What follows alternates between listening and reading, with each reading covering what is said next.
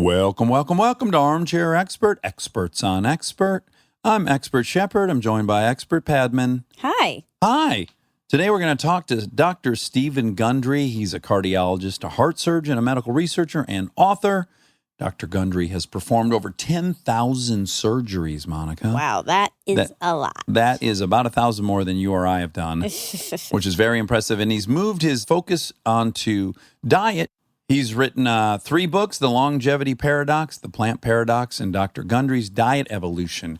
Now, listen, when I read up on him, he's got his critics. Yeah. But rest assured, I did take those points, and I confronted him with them, and we had a nice dialogue about it. Great. So if you're up for that, please enjoy Dr. Stephen Gundry. We get support from Quince.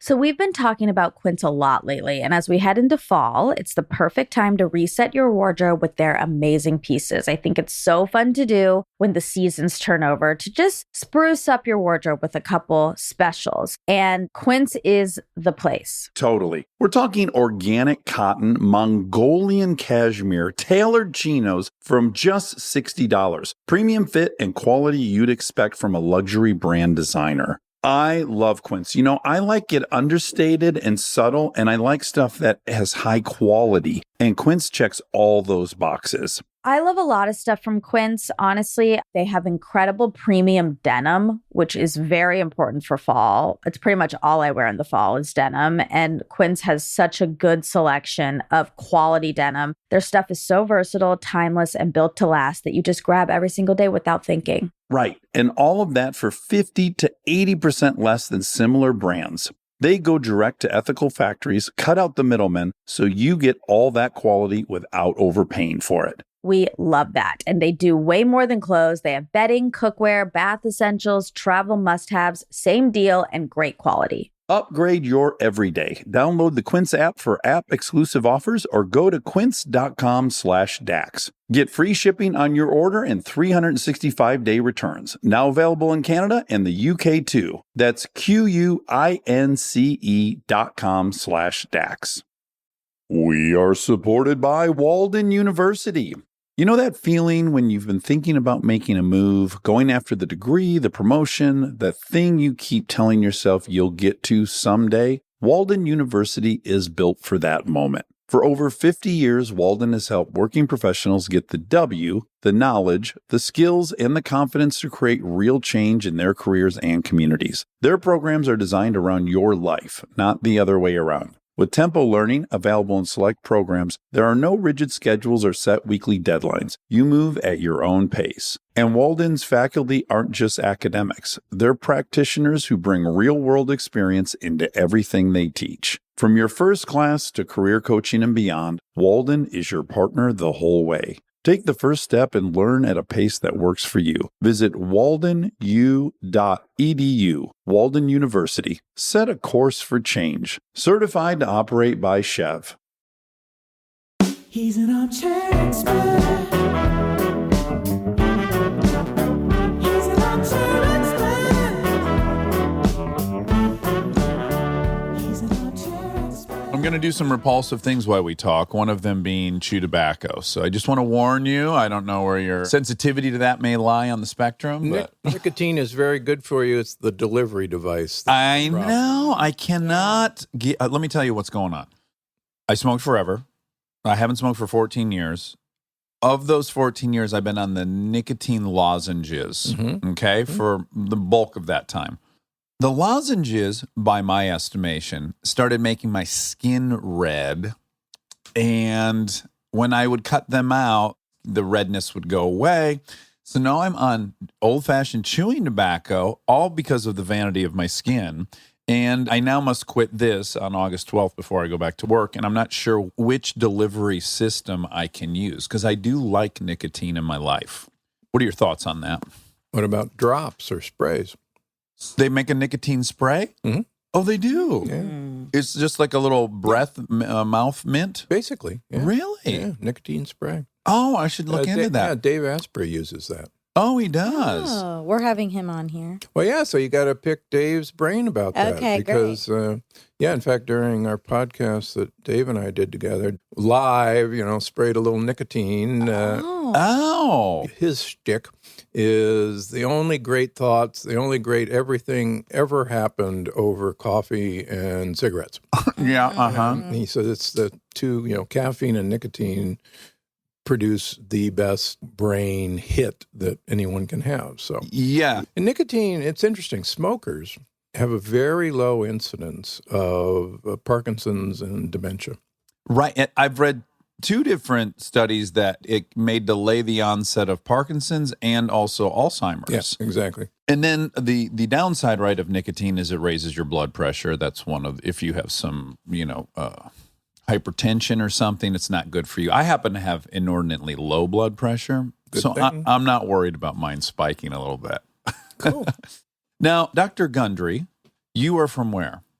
Originally? Of course. Oh, yeah, we go Your way origin story. Well, I mean, we're all from Africa, so let's go for it. Yeah, that's right. That's true. Omaha, Nebraska. Omaha, Nebraska. Okay. And what did Mom and Dad do in Omaha, Nebraska? So, start with my mother first. She was valedictorian of Central High School, which was a class of about 1,000. Mm-hmm. And then she went off to a 2-year college and then, made the mistake of marrying my father. No. And she became actually a housewife. Actually kind of trained me, tell you those stories. But my father started off selling shoe repair parts, working for my grandfather. And my grandfather, when I was 10, said, look, there's no future in selling shoe repair parts, and you need a real job. And so my mother had grown up down the street, actually, from Warren Buffett. Same street. But she knew the owner, the president of Mutual of Omaha Insurance. She made a call, and my dad got into the executive training program, and with only 2 years of college, rose to executive vice president of Mutual of Omaha in charge of the chairman's office. No kidding. And that's at that time, that was the single big building in downtown Omaha, right? That's exactly right. Yeah, one big megalith. So it's fair to say that you grew up in a pretty nice lifestyle in Omaha? We were lower middle class in a middle-class neighborhood, but my mother, she was raised actually upper middle class, even upper class, and she always acted as if that's what we were. One of the kids down the block was the son of a dentist, and the dentist had this wonderful Cadillac Eldorado convertible in 1958. It was gorgeous.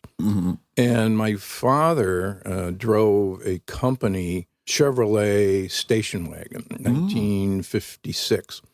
And I convinced all of my friends that the 56 Chevy was a vastly superior car to the Cadillac Eldorado. And so I learned... Did you get any traction with that argument? Yeah, I learned at a very, very early age to be a good salesman. Well, my dad sold cars for a living, and he sat me down at some point and said, I don't care what you're going into sales. There's no job that you're not going into sales. You have a great new idea, you're eventually going to have to go into your boss and sell that idea. If you, anything, name it. And that was his take on life. Now, you ended up at Yale. Was this an extension of Mom wanting to aspire to greatness? No. Interesting, in the area where we lived in Omaha, Nebraska, there was a separate school district that was separate from all the Omaha regular school districts. And we went to... it was called Westside High School, and it was nicknamed Hollywood High. The vast majority of the valedictorians, salutatorians, top of the class, usually ended up in Ivy League schools. So there was this, this is what you're going to do, and it was all... It was more the trajectory of the high school you attended. It was well, actually, in kindergarten, we were given IQ tests. My teacher, Miss Cosette, called my parents in. She said, he tests right now at an 11-year-old level, and I was 5. And she said, here's the deal. He will be great at whatever he's interested in. But if he's not interested in it, then don't even try. And actually, she was absolutely right. But my grandmother, my maternal grandmother, when I was like 5, gave me this whole set of books. They're little paperback books called the Zim Nature Series.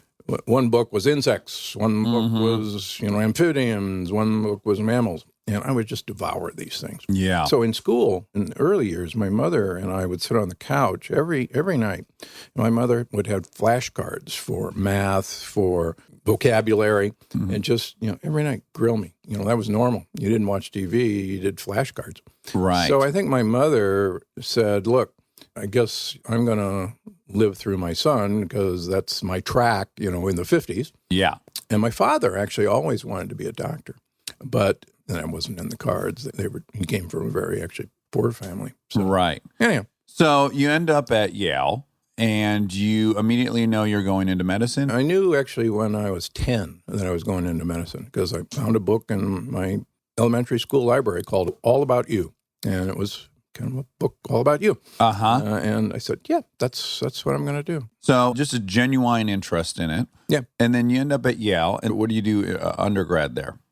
Well, I started as a philosophy major. Okay, good. Then they had a program. This was in the late 60s. You could design your own major. So I decided to write a thesis called Human, Biologic, and Social Evolution. Mm-hmm. What does that mean?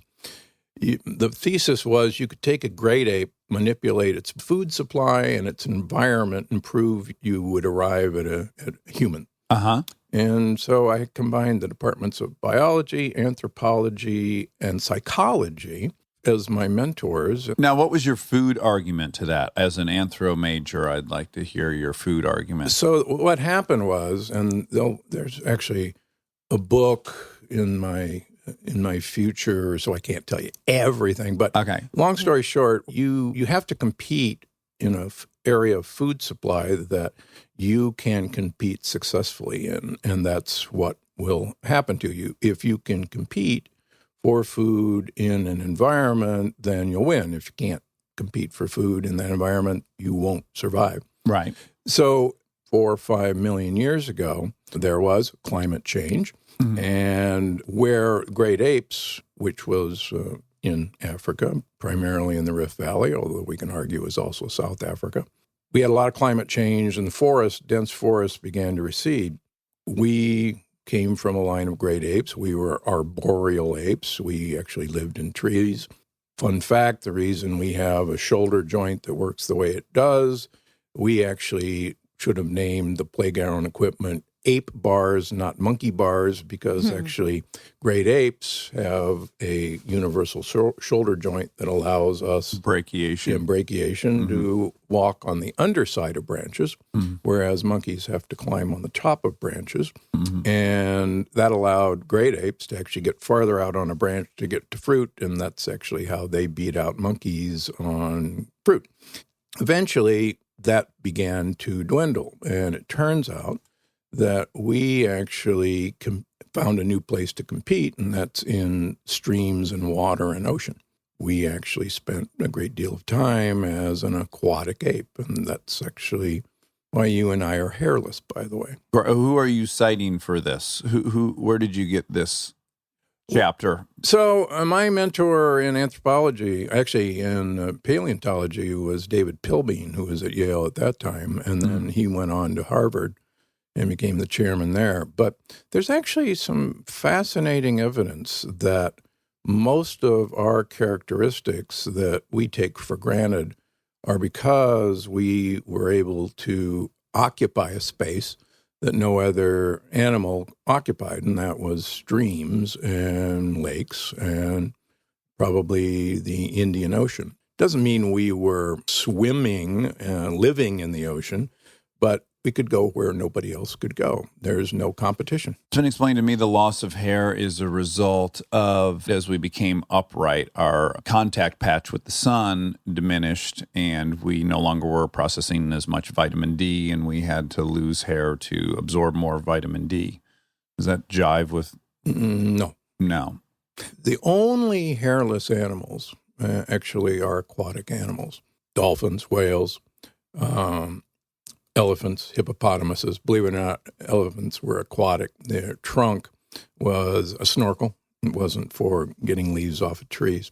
They were an aquatic animal. So the only evidence of hairlessness is in aquatic animals. Also, Well, really, let's just be clear. The dolphins aren't hairless. Humans aren't hairless. None of these are hairless. Hairless We all have, Completely. we all have little hairs. yeah, we have more hairs per square inch than a chimpanzee. It's just very fine. It's Yeah. just very fine. Yeah. And hair is a drag in water. If you actually look at the hair patterns on your back or even on your chest, you will notice that the hair patterns follow the flow of water. And we also have, I'm a hairy guy, probably have some Neanderthal in me.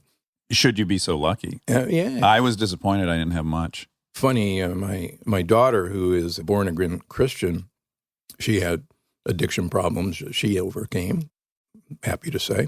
She got her 23andMe and found out she's 3% Neanderthal.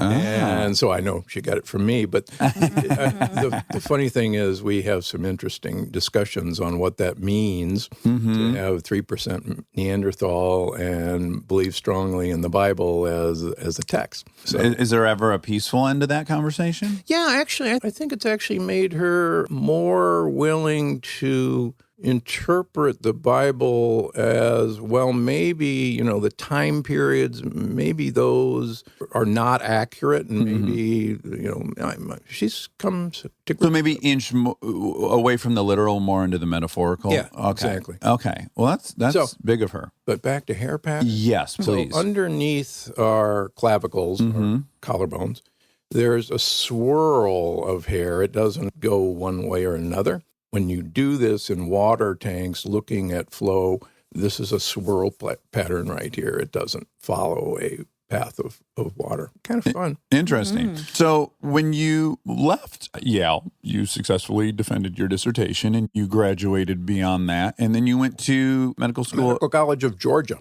Well, and Monica is from Georgia. I am. What part? I'm from Duluth, Georgia. Yeah, sure. Yeah. MCG was a big school. Oh, it was. Yeah. What city is that in? Augusta. Oh, okay. Home of the Masters? Yeah. Is it? Oh, Yeah, wonderful. Medical students used to work the first aid tents at the Masters, which Oh. was really cool. I bet you made a lot more money caddying, though. No kidding. I'm just saying, if you're going to pick medical tent or caddy, you probably would have made a lot more money caddying.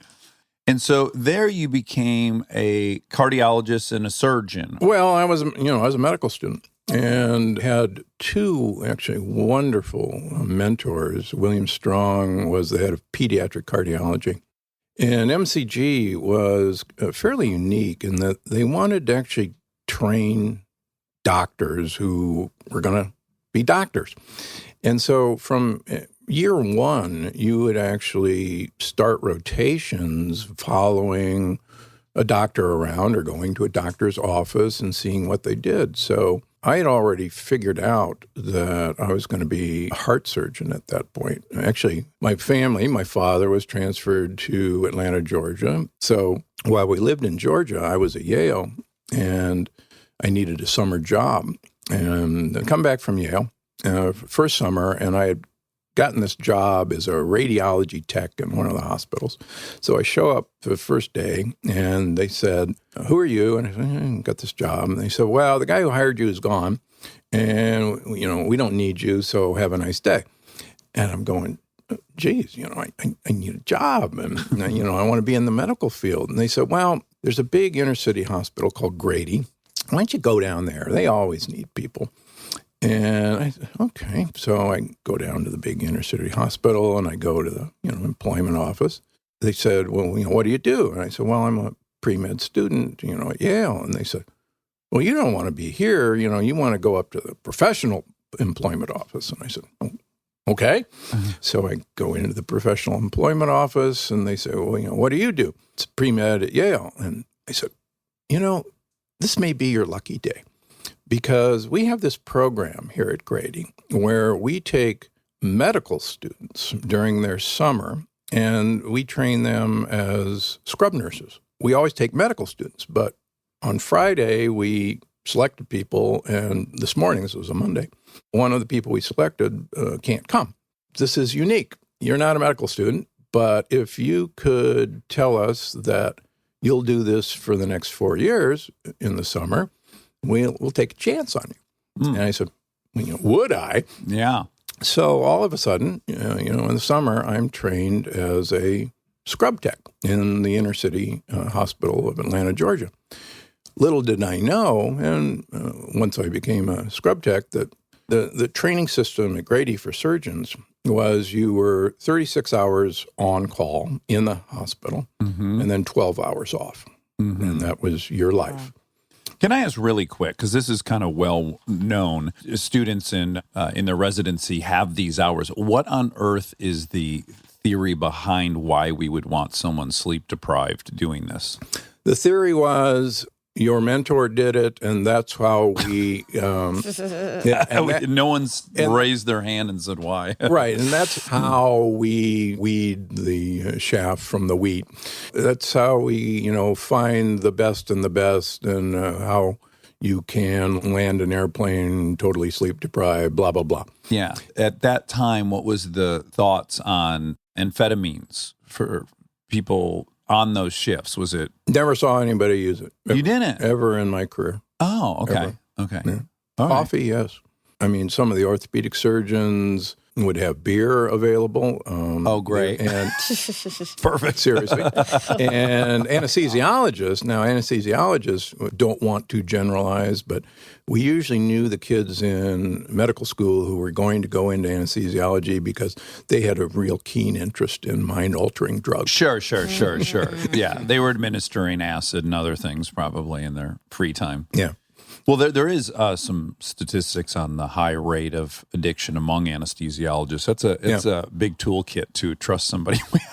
Yeah, no, it's very true. Yeah. Very true. And again, it makes sense if you're interested in drugs. You're probably interested in drugs. So you found yourself there, and then at what point in medical school do you say, I want to take the surgeon path? Well, so, almost by accident, I'm now a trained surgeon because what happens, talking about the poor residents, the residents would actually train us to do the operations.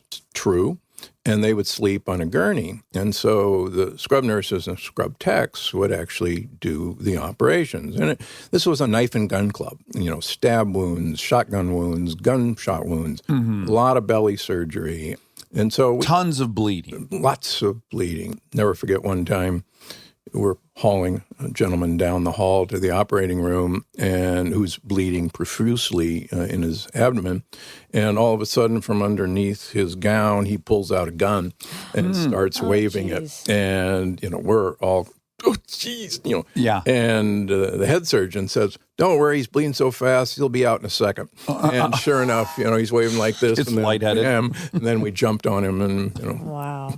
saved his life. But Now, as a young man from Omaha, Nebraska, did you feel like you were in an episode of MASH or something? How were you computing what you were witnessing?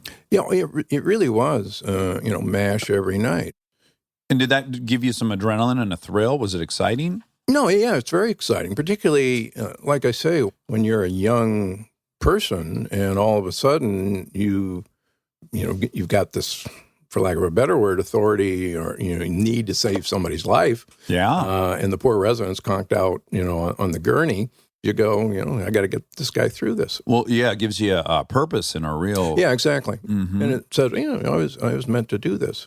So you start doing surgery. You start doing surgery on the heart, correct? Correct. And in residency, so you have to, once you graduate from medical school, you have to go do a residency. And in those days, and actually still, you have to do a general surgery residency first, and then, prove competence in that. And then you do a cardiothoracic surgery residency. And it's usually 2 or 3 years. So it's about 8 years of training to become a cardiothoracic. Is any of that overlapping with your medical school? No. It's not. So you're talking 16 years out of Correct. your BA Right. or BS. So 16 years later, you're now employed officially as a surgeon. And then I did a fellowship in pediatric cardiac surgery over in London, England. Okay. We're now another year beyond. Oh my God. Are you dragging a gal with you throughout all this? Yes. You indeed, are? Yeah. And is she your wife currently? Yeah. No, not my wife currently. Oh, okay. This gal that was with you, was she at any point like, okay, enough with the fellowships and residency. Let's get you with a practice. Residents did not make much money. They were basically indentured servants. That's actually how the system came about. Yeah, the weird part of being on that track is you basically do have a lottery ticket in your back pocket, but it's just not going to come to maturity for like 16 years. And is it that part maddening at all? Like, well, I know I will have enough money for a house, but I can't get it now. Well, I actually had a house. If you were an idiot, you would moonlight and work in emergency rooms at night. I wanted my kid, we had 2 young kids, and I wanted my kids to have a house and not live in an apartment. So through most of my residency, one night a week, I would, even though we're on call, 36 on and 12 off, those 12 hours, one night a week, I would work in an emergency room to make enough money to have a house. Right. And you're still going to keep this position about no amphetamines? Yeah, no, All right. surgeons often kind of pre-select themselves because they can work without much sleep. My brother-in-law is a cardiologist, and he wanted to be a heart surgeon, but he said, there's no way, I can work with that little sleep. And so right. I'm going to be a cardiologist because I can get more sleep. Yeah, this is a very weird system. I just have to once again and say out loud, I think it's a very bizarre system that we would want. There's all these great studies on sleeps. They've tracked some of the biggest tragedies and environmental tragedies being from, the Valdez guys had been up for 31 hours. The people on the Titanic had. There's just all this proof that people just aren't operating optimally at. Well, and the good news is, the systems have radically changed. There are now time periods. Oh, that's good. Okay, so that has changed. Yeah, it really has changed. Okay. Yeah. Do you specialize in pediatric surgeries, or are you just doing them all? So I'm doing them all. I was one of the last of generation that tended to do all things. So I, did lung surgery, esophageal surgery, adult heart surgery, and pediatric heart surgery. But there's a few of us, dinosaurs that did that. Yeah. And my argument was I actually learned things by operating on a kid that I could apply to adults and vice versa. I was one of the originators of infant and pediatric heart transplant, along with my partner, Leonard Bailey, who just passed away a few months ago. Really? Yeah. And so what age was this first? So this was in the 80s. So anyhow, I finished my pediatric cardiac surgery fellowship in 1986. And was recruited at the University of Maryland in Baltimore. Fairly shortly after that, we started our pediatric heart transplant program at Maryland, and I went out to Loma Linda University here in Southern California to learn from Leonard Bailey, who had done Baby Faye, the famous baboon to human transplant, because he was the expert. And we took our team out there and learned everything. And I went back to Maryland, and he called me actually a few weeks later, and he says, hey, how you doing? And I said, oh, great, thanks. He says, well, it sounds like you're really happy. And I said, yeah, really happy. And he says, well, that's too bad, because I kind of like you to come out and be my partner, and I'll split everything, 50-50 with you. So I walked into my boss, Joe McLaughlin at Maryland, and I said, Leonard Bailey, he wants me to come out and be his partner. And what do you think? And he said, oh, shoot. Man, and he says, geez, if Leonard Bailey calls you and says, I'll split everything with you, he said, I can't stop you. He said, go out there. Yeah. So that's actually how I ended up here in Southern California. And did you take to it like a little dolphin in water? No, well, it was a culture shock. Yeah, it's much different. Because I was from East Coast, South, Midwest. And quite frankly, the area around Loma Linda, San Bernardino, is not the garden spot of America. No offense to right. my friends. It's not the jewel of California. That's true. Yeah. So yeah, it did take a little getting used to. It slowly infects you, though, doesn't it? Oh, yeah. You're like, oh, I don't like it out here. I don't like it out here. And then you keep visiting home. And then as you visit home, you're like, oh, maybe I do like it out there. It's kind of a slow-moving infection, I guess, California. Yeah. I have to imagine as a surgeon, you have kind of a compartment in your head that allows you to treat this body like a engine with a bad head gasket. You can't possibly be evaluating this person's emotions and stuff while you get in there and do the physical, mechanical activity of fixing someone's body. True. Now, with that said, knowing that we don't want you emotional when you're doing that, we want you very pragmatic. Is it extra rewarding when a little baby's heart starts beating and you know that little baby is going to make it versus an adult? Yeah, I think one of the attractions of congenital heart surgery is if you don't fix this, this baby has no future, has no life. Right. There's this old saying that surgeons carry around a graveyard in their head where, we go to visit every now and then to realize that there will be bodies in what we do. Mm-hmm. And we have to come to grips with that and move on. So, it's, to this day, I have kids who are now adults come in who I did their operation when they were 1 hour old and completely redid their heart. And, they graduated from college and they come in and we do a photo and, it's pretty cool. The mental gymnastics I feel like I would have to do is I would have to enter each operating room going, this child's going to die. So there are no stakes. All that can happen is I can now make it live or prolong its life. Like I feel like that's the mental trick I'd have to do for myself. Yeah, and I became very famous for operating on people who nobody else wanted to operate on. 5th-time redos, 3 valve replacements, 5 bypasses, cut out half your heart. We called it the blue plate special.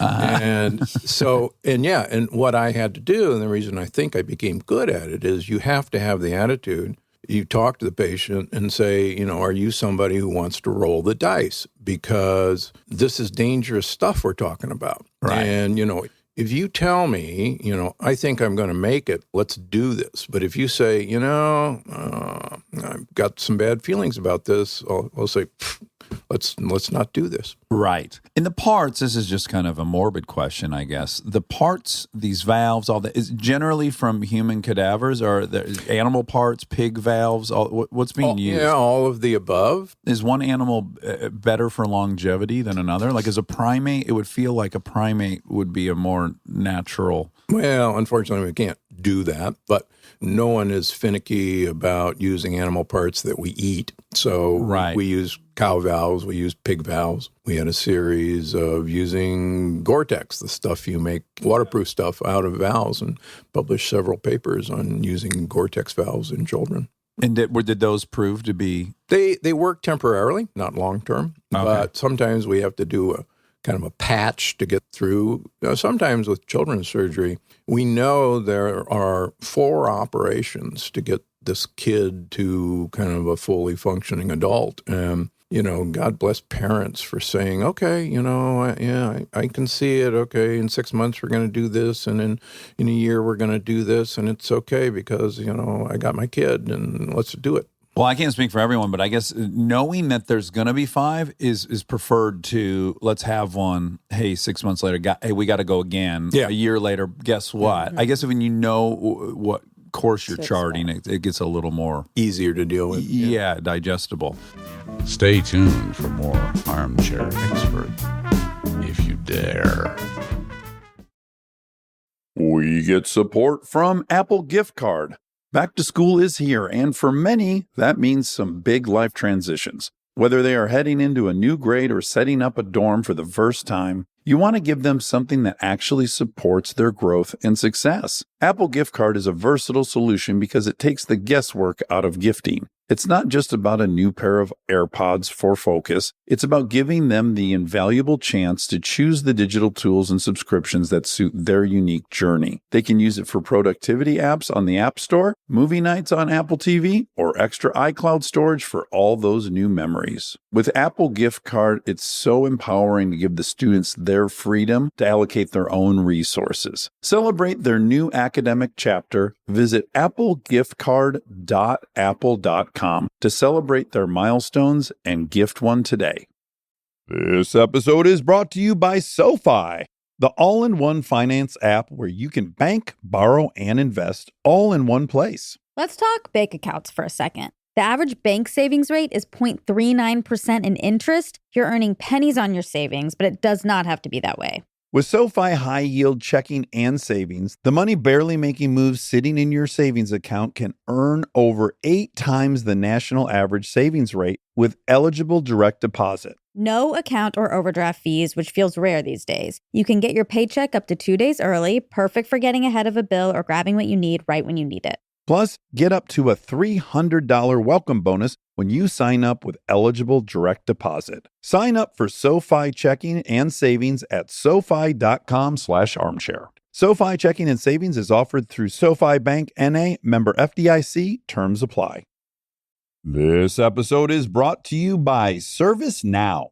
Look, I have my dream job. I get to talk to folks I admire like crazy and ask them virtually any question that I want to. I can't imagine a better way to spend my time. But even dream jobs have some not so dreamy parts, the stuff that gets in the way of the actual work. Now, that's where ServiceNow's AI specialists come in. They don't just tell you what you should do about your busy work. They actually do it, start to finish. Cases closed, requests handled, no extra work for you. So you and your team can focus on what matters most, which for me is, are they obsessed with male bodies on the same level as I am? They never are. To learn how to put AI to work for people, visit servicenow.com. Living your best life means being extra where it counts and skipping the extra where you don't need it. Like in your cleaning products. That's where Seventh Generation comes in. Their bio-based cleaning power delivers a powerful clean with nothing extra in the bottle. Need a dish soap that cuts through the tough grease? A detergent that tackles the worst stains and odors?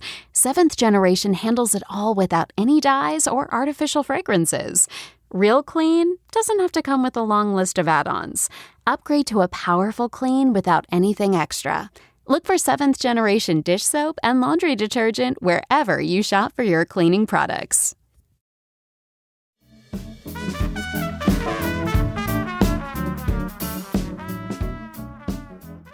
Okay, so what caused you to change your focus? In the late 90s, I met a guy who I call Big Ed in all my books. He was from Miami, Florida, 48 years old. He had inoperable coronary artery disease. Now, what that means is everything was so clogged up that you couldn't put stents in because there was another clog right down the road, and you couldn't do bypasses because there really wasn't any place to jump past in line. There's no good piece of wire that wasn't corroded, basically. Yeah, exactly. Yeah. There's just no place to do it. So he went around the country going to these centers, Columbia University in New York, Mayo, Cleveland Clinic, Texas Heart Institute, Stanford. Those were the usual spots. If nobody else would take somebody, they'd wind up in Loma Linda with me. Mm-hmm. So he had spent 6 months going around, and everybody tells him, no, can't do anything for you. Have a nice day. Mm-hmm. And so he arrived. Literally, have a nice day. One day. Yeah, that's right. So he arrives in my office with his angiogram, the movie of his heart, the video of his heart from Miami 6 months earlier. And I'm looking at it and I said, I don't like to turn down people, but I agree with everybody else. There's nothing I'm going to do for you. And he says, yeah, I know. That's what everybody says, but I've been on a diet for 6 months and I've lost 45 pounds. Still a big guy. I met him. He was 265 when I met him. And he says, I went to a health food store and I bought all these supplements. And he literally brings in this shopping bag full of supplements. He says, maybe I did something in here in my heart. And, I'm scratching my professor beard and going, yeah. Well, good for you for losing weight, but that's not going to do anything in here. And I know what you did with all those supplements. You made expensive urine, which I firmly believe. Yeah. And he says, well, look, it's been 6 months. I came all this way. Why don't we get a new angiogram? Why don't we get a new catheterization and see? So we did. In 6 months' time, this guy has cleaned out 50% of the blockages in his heart. They're gone. Now, he's still got blockages. But now the surgeon in me says, great news. There's places to land bypasses. Mm-hmm. So I actually do a 5-vessel bypass on him. It's going good for me, good for you. But the researcher in me, and probably, this thesis from Yale comes back afterwards. I say, tell me about this diet of yours. He gets maybe, a paragraph in, and I go, time out. I said, this is actually my thesis that I wrote in Yale about what made a human. Literally get on the phone to my parents who lived in San Diego. And, I say, do you still have my thesis? And they say, oh, of course, It's in the shrine. Sure. So then I started looking through his bag of goodies, and I was also famous for heart preservation during heart surgery, keeping hearts alive. I have a catheter that's named after me, blah, blah, blah. And we were using ingredients in the protective solution that we'd put in hearts. And a lot of the ingredients that we were putting into this solution, he was swallowing. And it actually never occurred to me to swallow the dumb things. Yeah, what were the ingredients in that solution? Alpha lipoic acid is one of the ingredients. We had a cousin, I guess you could say, of grapeseed extract. We had magnesium. He had just willy-nilly kind of gone to a health food store and just kind of, I guess he talked to people, kind of grabbed stuff. And so here I was, top of my game as a heart surgeon, but I was 70 pounds overweight. I was pre-diabetic. I had such bad arthritis in my knees. I wore braces on my knees to run. But I was running 30 miles a week, and I was going to the gym 1 hour a day, and I was eating what I thought was How on earth were you running 30 miles a week, going to the gym 1 hour a day, and doing surgery? Well, you get up at 4 o'clock in the morning. That's how you do it. My wife would kick me out the door. I know Marvel actors that are working out less than that. No, that's what I would do. Wow. Yeah, and again, I didn't need much sleep. So that's what you do. Uh-huh. But I was a big fat guy and migraine headaches. So you're on this, I do always love this. I remember going into the emergency room with like an asthma episode. I was like 16 or something. And when we pulled up to small town emergency room, the doctor on call was outside smoking a cigarette. And then I went in there and he's, starts listening to my lungs.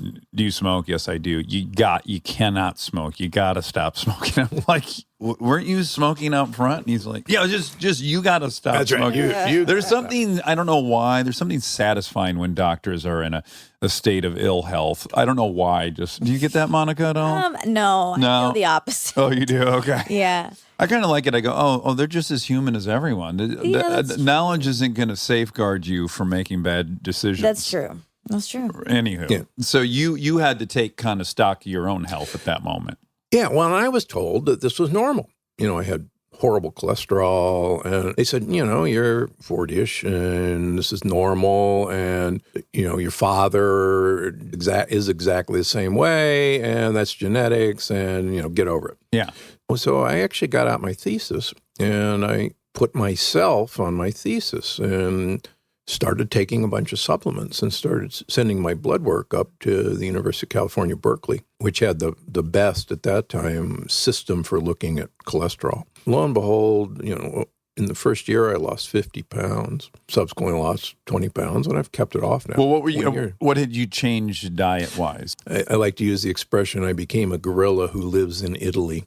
I started eating a whole lot of leaves. Gorillas eat 16 pounds of leaves a day. Started using a whole lot of olive oil. And I think that... spoonfuls? You drink it? Oh, yeah. The only purpose of food is to get olive oil into your mouth, in my humble opinion. Oh, okay. 3 of the blue zones, the longest living people on Earth, use 1 liter of olive oil per week. That's about 10 to 12 tablespoons a day. Mm-hmm. Wow. So that's what I do. But those blue zones also have a lot of other things in common. The thing that they have in common, they only have one thing in common.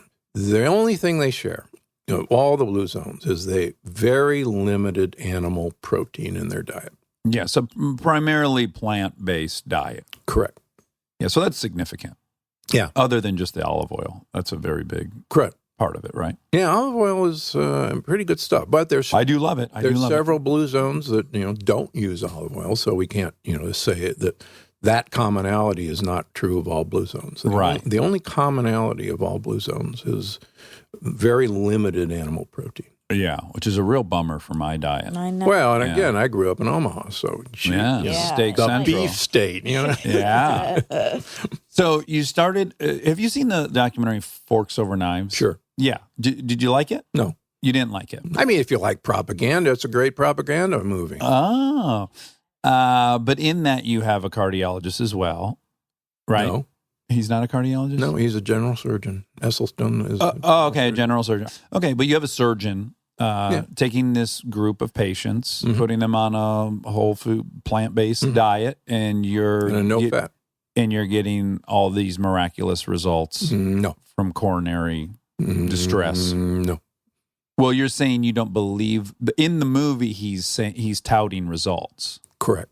So you're saying you don't believe the results. Well, the results are that he had a 50% dropout in his group. Sure. So they never actually completed the program. It's just like Dean Ornish's results. It's interesting, and I totally respect all these gentlemen. But Dean Ornish, after his initial small study where he also had a 50% dropout, despite now 25 years on, Dean Ornish has never published a study of his results. And if his results are reproducible, one would think that the father of the plant-based no-fat diet would certainly update us at some point in his career of the results of his study, but he never has. Well, just really quick to defend, which I have no horse in any of these races, but a 50% dropout on a lifestyle food diet study to me does not seem high at all. I'm shocked 50% of the people even stuck around and did the diet. I don't think that in itself is indicative of any kind of... But you're then left with very few people. Well, half. The group is only about 30 people, and they drop down to 15. So it's very hard. He's not been able to actually, because the numbers are small, make statistical significance out of this. Yes. I guess what I'm pointing out is that I don't think there's a topic in science, maybe psychology sometimes rivals it. There is no topic in science that is more frustrating for the consumer than nutrition. Nutrition, correct. There is no consensus. There's every single variety of explanation. Humans are almost impossible to study. We do so many things. There's so many variables. The notion of isolating this or that variable is almost preposterous. Even when I would look at those early smoking statistics. Now, I definitely think smoking cigarettes causes lung cancer. Don't get me wrong. But they're also ignoring that smoking is a suite of behaviors generally. Smokers drink more. Smokers do a lot of things more. But you're going to isolate this one aspect of their lifestyle and hang everything on it. Speaking of smoking and lung cancer, the Kitavans, one of the blue zones in the South Pacific, Papua New Guinea, the Kitavans smoke like fiends. They wean children off of breastfeeding with cigarettes. Yeah, and there has never been a case of lung cancer in a Kitavan, and they live into their 90s with no medical care, and there's actually never been a case of coronary artery disease or stroke in a Kitavan. Yeah, and one of the anthropologists that studied them did chest x-rays, and they're like, how could this be? These people smoke all day long. The conclusion's always been, their tobacco obviously is far less. So again, nicotine's good for you except for the delivery device. And what smoking does is produce huge amounts of oxidative stress. And we use vitamin C as one of our ways of soaking up oxidative stress. And so smokers, interestingly enough, have incredibly low levels of vitamin C. Vitamin C is actually essential to repair collagen in blood vessels. Blood vessels are always flexing, and the collagen in them, which is basically the rebar, breaks. And the collagen breaks, then get exposed, and we actually put little patches on them, and that's actually where the start of these plaques come from, is collagen breaks. Smokers, because they don't have any vitamin C, don't repair their collagen breaks. And smokers, we used to love to operate on smokers because smokers would have their blockages very, what's called proximal in their coronary arteries. Close to the heart. Close to the start of these blood vessels. And the rest of their blood vessels were gorgeous. Plus, smokers were skinny.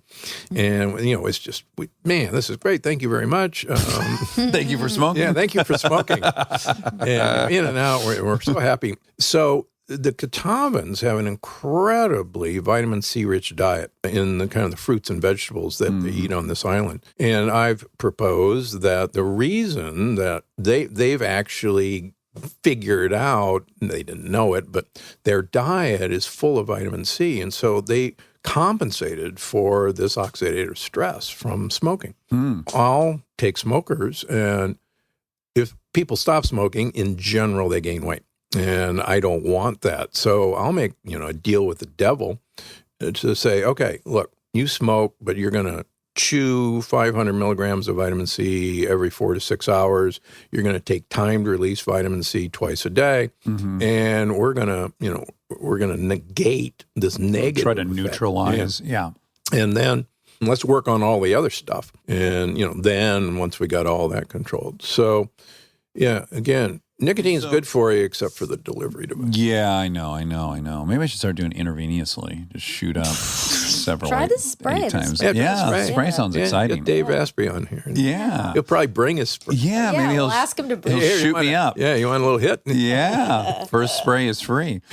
So you just gave me a clue about your kind of priorities, which is for you in that moment with the smoker, putting on weight. Explain to me why that for you is the worst option possible. I've told anyone who will listen that if there was one blood test that I'd want you to get, if there's one blood test, you should have a fasting insulin level. A fasting insulin level will pretty much predict what's going to happen to you. If it's low, you're most likely never going to develop cancer. You're never going to get dementia. You're never going to get coronary artery disease. If it's high, you're going to get cancer. You're going to get dementia. You're going to get coronary artery disease. You're going to get fat. Mm-hmm. You're going to get high blood pressure. So an elevated insulin level is generally saying you're consuming a lot of sugar or carbohydrates, and your body's creating a bunch of insulin to break that down. Is that? Or even protein. This was actually one of the mistakes that Adkins made. Adkins didn't know we don't waste energy, and we have actually very little need for protein. So when we eat too much protein, we don't waste it, but we convert it into sugar. It's called gluconeogenesis. Why? Because we have a sugar storage system called fat. And so even high protein will actually produce high insulin levels and make you fat. Is that assuming, and again, here's another great place where there is no consensus and lots of debate, but are you saying that in the caloric model, once the protein exceeds, let's say you're burning 2,200 calories a day and you exceed the amount of protein that would equal 2,200 calories, the rest of it is then converted to sugar? Correct. Okay. Because there's a couple different models, right? There's a guy we heard on Sam Harris that's really interesting. He said that is horseshit. It's not calories in, calories out. That's correct. Right. It is not calories in, calories out. That is absolutely correct. He's like, it's way more chemistry. You could eat the wrong 2,000 calories and you could eat the right 2,000 calories. Well, it's even beyond that. None of these models actually used the fact that you have a microbiome of hundreds of trillions of bacteria that eat the food you eat. If you have bacteria that will actually eat most of the food you eat and keep it for themselves to make baby bacteria, then you could eat, which is what I propose people do, eat to feed them, and you can eat huge amounts of food and huge amounts of calories, but they will eat it and you won't. On the other hand, we know that there are obesogenic bacteria who will actually pass what you eat directly onto you, into you. And so you could have two people who literally eat the same thing, have completely different outcomes. There's a great study that was published in Lancet a few years ago of a woman marathoner in England who developed C. difficile, horrible infection in your colon. And the treatment is a fecal transplant. Yeah. We've talked about it a lot. Yeah, C. diff is like 98% effective or something. It really works. We want crapsules for everything. We're very into the crapsule movement. Yeah, crapsule's a cool thing. Yeah. In fact, at Medical College of Georgia, we did the first fecal transplants for C. difficile back in the 70s. I thought you were going to say for hazing of the fraternity. No, and actually, the reason I know this is because the medical students, once a week, a honey pot was passed around to the medical students, and we had to take a crap. Oh, wow. And then they took it into Arlie Mansberger's lab, and it went into a wearing blender, I kid you not. And then we filled an enema bag full of medical student poop. Yeah. And we gave fecal enemas to people. We didn't know it was C. difficile back then. It was called pseudomembranous enterocolitis, and it came at the start of the broad spectrum antibiotic era.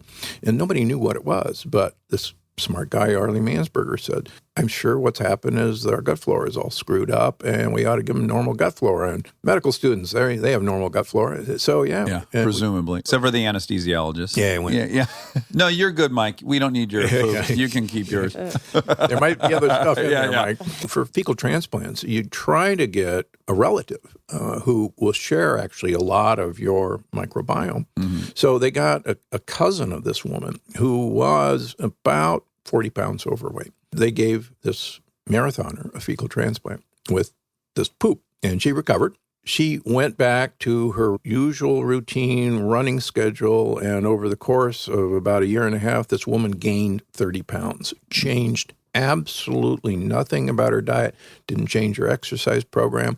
She was seeded with obesogenic poop from her cousin. Right. And you can actually, you can prove this in animal models. You can take germ-free rats, get obesogenic poop from humans, give this to the germ-free rats, and they will become obese. You can actually get lean poop from lean people and give it to germ-free rats, and they it just keeps expanding. I don't know if you know Dr. Eric Topol, but yeah, sure. He's great. We had him on. He's always posting new microbiome stuff. One of them, I'm sure you're aware of it, was this elite athletes seem to share some kind of... They have a bacteria that actually can turn lactic acid into butyrate and all the other short-chain fats. Butyrate goes right to mitochondria and makes them very efficient. So, elite athletes can take lactic acid, which supposedly is horrible, and actually reprocess it into fuel that's really good for you.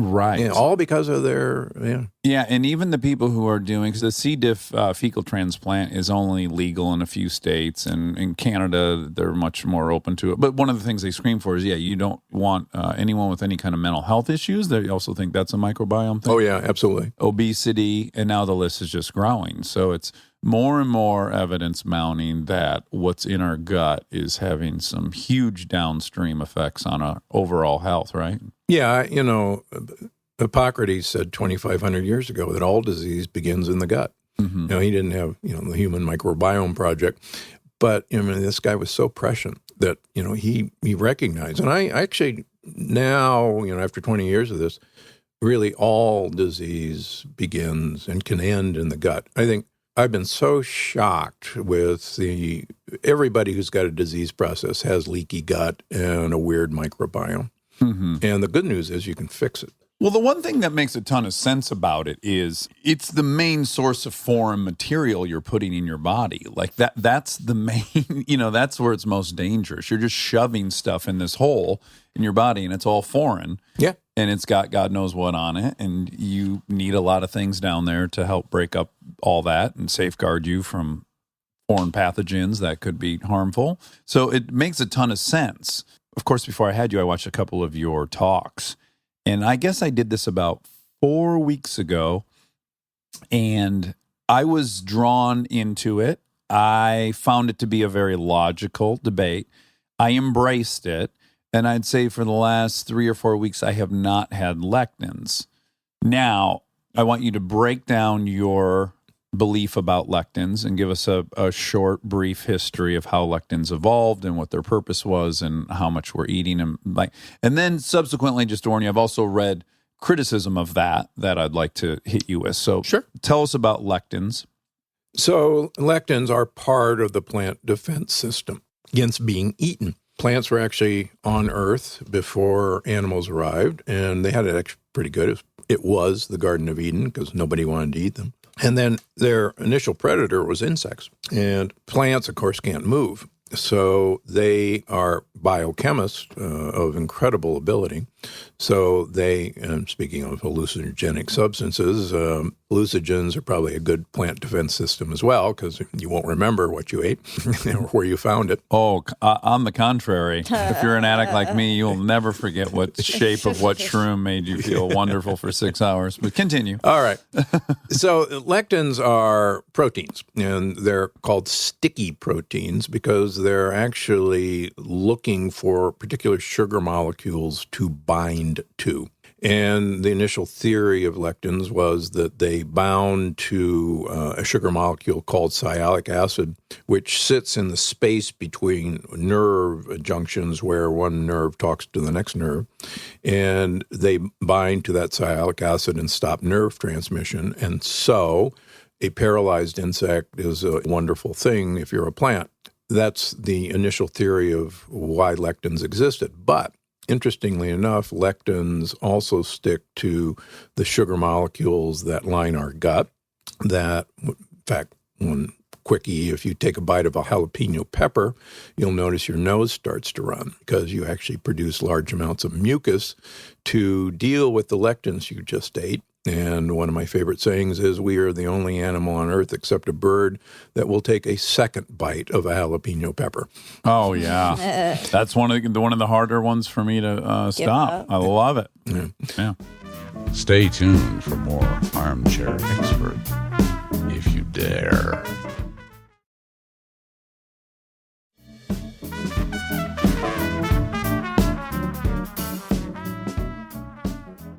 So what we now know, and this was actually work by Dr. Fasano at Johns Hopkins. Dr. Fasano wanted to figure out why cholera made you have just such impressive, massive diarrhea, and how gluten, which happens to be a lectin, might mimic the effect of cholera. And so he found that gluten, which is a lectin, can bind to the cells that line our gut called the enterocytes, and it'll flip a switch that produces a compound called zonulin. And zonulin is what the cholera bacteria uses to break the tight junctions that hold all of our little cells together. And what's interesting about our dumb gut is we only have one cell thickness of our gut wall. There's only one cell. Very thin. It's the surface area of a tennis court inside of us. Mm-hmm. And it's all just one cell thick.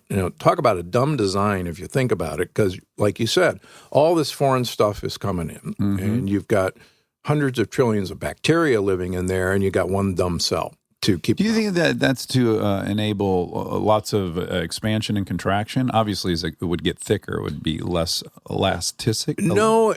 Elastic? It was to enable the absorption of amino acids, fatty acids. And but it needs to be thin enough that they can the right stuff can pass through. Exactly. Mm-hmm. Because we actually, these little enterocytes, bite off little pieces of amino acids and fats and sugars, and then they kind of pass them through and then poop them out their other side into our lymph system or our bloodstream. And so it's got to be one cell thick. But the problem is, so these guys are all held together with locked arms like Red Rover. And, the cells of your stomach lining. Of all of your intestines. We basically have this carpet inside of our intestines. It's actually our root system. So we have roots. Our roots are rooted in our microbiome, and that's our dirt, just like a plant. And so anyhow, they turn on zonulin. Zonulin hits another receptor that breaks the tight junction. Now, you've got a leak. So now not only can lectins, which are foreign proteins, and bacterial particles or living bacteria can now come across the gut wall. Now, what's interesting is because of this kind of bad system of one cell thickness, about 60% of all of our immune cells, our white blood cells, line the lining of our gut. And they're there because that's where the mischief is going to come across. And so that produces inflammation. Inflammation, you put a splinter under your skin, it turns red. That's all your white blood cells coming around to attack that foreign protein. Now, foreign proteins come across your wall, and now you've got inflammation. When you say that this is breaking that apart and that's binding to that, now, how observable is that? Has someone observed that under a microscope? There's a beautiful article a few years ago in Scientific American where Dr. Fasano, lays this out beautifully and complete with illustrations, and it's gorgeous. And I actually show my patients this. But yes, we can now measure this in human beings, and there's several labs that do this. What's been interesting to me is initially we started measuring zonulin in people looking for leaky gut.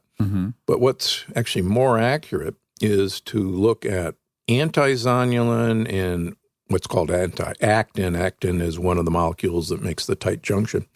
And if you have a leaky gut, you will actually make antibodies against zonulin and actin, and you can pick it up. Mm-hmm. So what's really interesting is with my patients, particularly people with, for instance, an autoimmune disease, we can pretty much prove that 95% of people who swear they are gluten-free are eating gluten, and that gluten is causing leaky gut. We can measure anti-zonulin, and we can show that by educating them that 3 months, 6 months, 9 months down the line, you will stop having all these markers of leaky gut. You will actually reverse all the markers of an autoimmune disease, a biomarker of an autoimmune disease. And I've published this data in the American Heart Association Circulation Journal.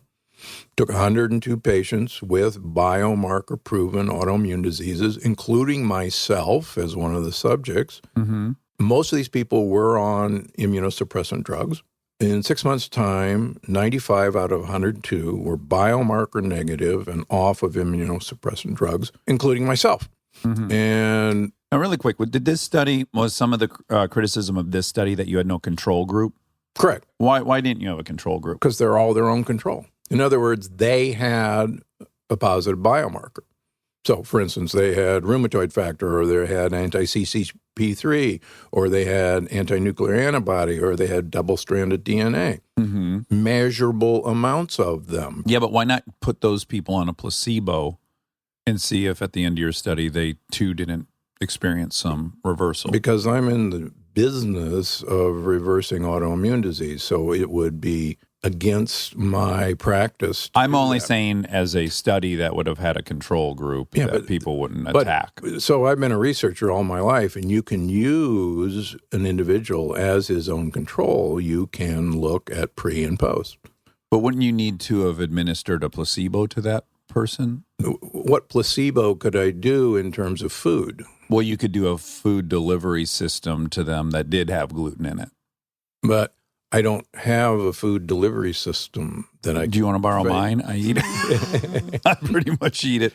Okay, so I brought that up. So you found, though, of your 100 and how many? Yeah, 102 patients that I published. We now have over 500 patients with the same result. Okay. And let me give you a great example. That person up in my practice in Santa Barbara came to me a year ago, a 75-year-old woman who has known she's celiac, and celiac is the extreme form of gluten intolerance. Interestingly, in the Plant Paradox book, I cite this interesting study out of Europe where they took a large number of people with biopsy-proven celiac disease. That's the gold standard of celiac, where you take a bite of intestine and look at it under the microscope. They put them on a gluten-free diet for 16 months, an observable gluten-free diet. At the end of 16 months, 70% of them were still celiac with biopsy, despite a gluten-free diet. So that study really intrigued me. And now that we have these new methods to look for gluten, we can actually, I can tell you right here that 95% of the people that claim to be gluten-free have detectable large amounts of gluten in their bloodstream. Where do you think the most common, like, where's it coming from that people would not realize? Great question. Restaurants, number one. Oh, sure. You don't know what the hell you're getting. I have the pleasure of knowing a lot of restaurateurs and chefs, and to a person, they say there is no way that you can eat gluten-free in a restaurant. And if we tell you we'll do gluten-free for you, don't believe us. It's impossible. Because they're always dusting things with flour. Sure. If something, so let's say you're griddling a piece of salmon and the salmon next to it has the dusting of flour, some of it will flip over, but the griddle itself will actually have remnants of flour. And that level for someone with celiac is... One molecule. Really? One molecule will do it. It's so impressive. So let me give you this example. So this woman, she and her husband have been married all their lives. She's constant in abdominal pain, just cramping, bloating, just miserable. And her husband has always thought she was a nut, but, a lovely nut. And she's been to several universities. They tell her, you're celiac, you got to eat gluten-free, and you're obviously not doing it. She's living on corn chips and corn tortillas and corn muffins because gluten-free. Yeah. So we get these tests, and sure enough, she's got leaky gut, but she's got wheat germ agglutinin, which can only come from whole wheat. She's got all the markers for gluten in her bloodstream. She has this protein in corn that is called the corn wheat epitope. And what it basically says, when you eat corn, your immune system thinks it's wheat. She was eating corn, and she carried this epitope. So every time she ate corn, her immune system thought she was eating wheat. Okay, I was going to say, so at one point, her immune system started attacking gluten. Correct. And that this corn molecule is so similar that now it's attacking that as well. Correct. Yeah, exactly. Again, now, I just want to, because I can be stupid in this area. How do we know that? How do we observe that? How do we see? Do we put her white blood cells in a petri dish? Yeah, basically that's what you do. Really? Yeah. Okay. Yeah. So you can make antibodies to these various components and put them in a beaker and measure whether those antibodies attack, and there you are. Okay. Yeah, so that's how it's done. Okay. So here's this woman. She's obviously eating gluten. She goes out to restaurants quite a bit, and she's eating corn, and she reacts to corn. And we also test her for lectins. We test her against dairy, test her against eggs. She doesn't react to dairy. She doesn't react to eggs, thank goodness. But she was like the poster child for lectins, getting back to lectins. Okay. She reacts to, tomatoes. She reacts to bell peppers. She reacts to peppers. She reacts to beans. They're all gluten-free. So we take this out of her diet. We repeat her in 3 months. She's still got a leaky gut, but now she has one little type of gluten in her, and everything else is gone. And she's feeling a whole lot better. Her husband, is going, you mean this wasn't in her head? And, she isn't a nut. And I said, well, look. This is in the long tradition of not believing women. I know. Yeah, that's true. It is. No, and I get on my horse about this. Women have to find someone who will believe them. So now she's totally green on all these charts. She has no leaky gut. Really quick, what is the most conclusive piece of evidence for leaky gut? So I think the best ones are anti-zonulin and anti-actin. You can certainly measure anti-LPSs, those little pieces of shit that I talk about. And you can measure zonulin, but zonulin is actually way down the list of predicting leaky gut. I think that was one of our mistakes. Okay. Yeah, anti-zonulin and anti-actin are two of the best ways. So let me give you another example. Please do. I love your examples. So this is a woman from L.A. She had a lot of brain fog as one of her manifestations. And she's young, in her 50s, and in her role, she does not need brain fog. So we did these tests and found out, of course, that there was gluten in her, even though she was gluten-free, and that she had leaky gut. And we also did a bunch of tests looking for leaky brain. We now know that there can be a leak in your blood-brain barrier. There is supposedly an impermeable wall between your bloodstream and your brain. Impregnable, Monica. And it's called the blood-brain barrier. Oh, yeah. And we now know that this blood-brain barrier can be breached, and you can develop antibodies against brain tissue, and we can measure antibodies to different parts of the brain, including the myelin sheath, MS. Sure. And we can measure antibodies to the cerebellum, the movement area.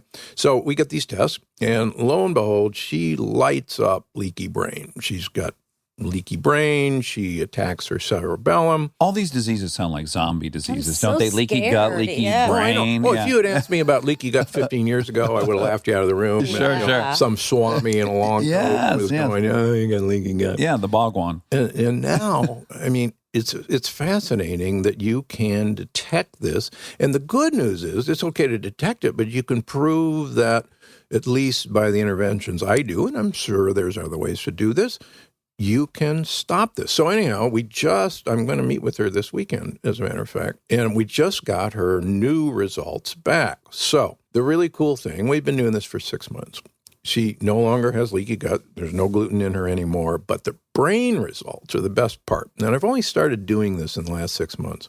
My preposition was that when we sealed the leaky gut, we'd seal a leaky brain. Now she must have had 6 markers of brain attack. We're down to just a teeny marker of one of the rest of them are all gone. And This is in 6 months. And I'm just so excited to see her, tomorrow to say, son of a gun, my dumb theory looks like it's working out here. Yeah. And, she feels much better and, her brain is working better. So this crazy stuff like brain fog, we can now actually put measurements on this. The tests are getting so sophisticated now that this is no longer pseudoscience. These are measurable things. You can see a progression of repair. So if I were to do a blood panel and you isolated antibodies I had to these different things, right? Yep. You could do a designer diet for me. Exactly. Because currently it sounds like you're saying eat almost nothing. No, these thoughts. I haven't gotten through my yes list yet. Hold on. We got meat that's creating the 1A casein, right? That's milk. Correct. Yeah. Yeah. So you can have goat and sheep cheese, okay, buffalo mozzarella. But we got all legumes are gone. So beans. You can pressure cook them and destroy the lectins. Okay. Now remember, no human being ate a grain or a bean until 10,000 years ago. I hate to disappoint Dr. Esselstyn. No human being did because they were so lethal because of the lectin content. And you had to cook them forever and ever. Most cultures soak beans for 48 hours and change the water every 4 or 6 hours because lectins will soak out of solution and they'll cook them a long time. But you can pressure cook and destroy lectins. Okay, so you're not saying to stop eating those. No, not at all. Oh, you're just saying prepare them correctly. Yeah, no. Well, there's the famous red beans case where there was a dinner party, everyone got violently ill, and it was pretty conclusively demonstrated that the red beans had caused... The Boston Healthy Eating Day was the same thing. They undercooked beans, and 23 children and 4 teachers wound up in the hospital with bloody diarrhea, all traced to the beans. In the escalation of diarrhea, just step 1, you don't want diarrhea. The adding blood to this scenario. That's really, that's when it's gone as bad as it can go. So is this a recommendation for every person or people who are experiencing? I'm so glad you asked me that question. Yeah. So my practice now has evolved to about 70% autoimmune diseases. My father, side of the family, my father had severe psoriasis. My father was on methotrexate for 50 years. Oh, wow. Yeah. When we first started testing, had tests available for autoimmune disease, I came back positive for anti-nuclear antibody. Not bad, but positive. And my staff came running in and said, oh my gosh, Dr. Gundry, you got lupus. I don't have lupus. Look at me. And they said, but you're positive for this marker. And I said, yeah, it doesn't surprise me one iota because, my father's side of the family, bad psoriasis. Yeah. I don't have psoriasis, but, there's my marker. So I said, I think I'll turn it off. So, I stopped cheating. I'm always experimenting. And so a month later, my anti-nuclear antibody is negative, right? Okay. So I recently redid that last fall in New York City. I said, I'm going to see if I can activate my anti-nuclear antibody. So I went and had pasta. I had bread. Yeah. And I came back and my anti-nuclear antibody was back turned on. Bingo. And I said, that's cool. Yeah. I think I'll turn it off. And so I went a week, perfect. And a nuclear antibody turned back off. So I'm very sensitive to these things. Yeah. And, thanks, because there is an inheritable component. Sure. Yeah. I don't think it's very strong, as most people think, but there is an inheritable component. Okay, get back to your question.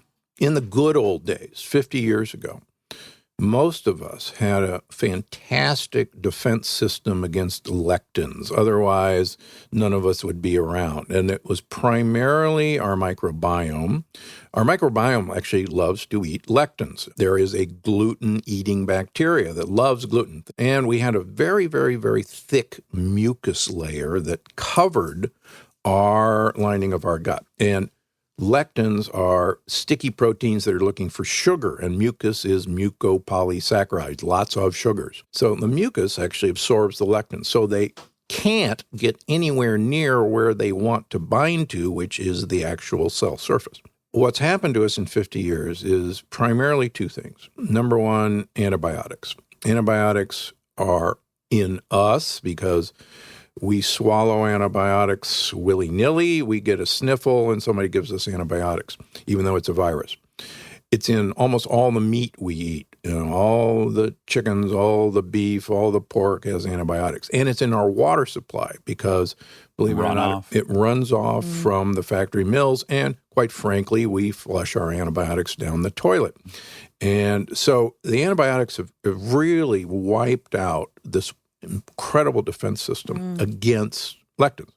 The other thing, and this is part of the 7 deadly disruptors that I talk about, the second thing that I think really needs to come to the forefront is glyphosate, which is the active ingredient in Roundup. Glyphosate was patented by Monsanto as an antibiotic. It was not patented as an herbicide. Because it actually kills bacteria. It kills bacteria just like it kills plants. It interrupts what's called on contact. I think that's the commercial for Roundup. Yeah, it stops the shikimate pathway, which is how cells reproduce. Plants have it, bacteria have it. Humans don't. And so that's how they got it passed because, it won't hurt us because we don't carry the shikimate pathway. But what they didn't tell us was our bacteria do. So glyphosate is in everything of the 33 oat products, cereals, granola bars. It was in every one of them, often at toxic levels. It's in 93% of 73 pregnant women's urine that was tested. It's in women's breast milk. It's in almost all California wines, including several organic ones, because the fields are sprayed with it.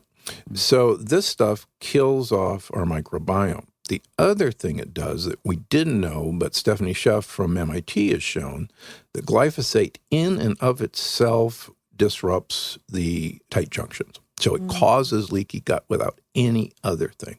So, for instance, corn, most corn is GMO. Most corn that's fed, all corn that's fed to cattle and pigs and chickens is GMO.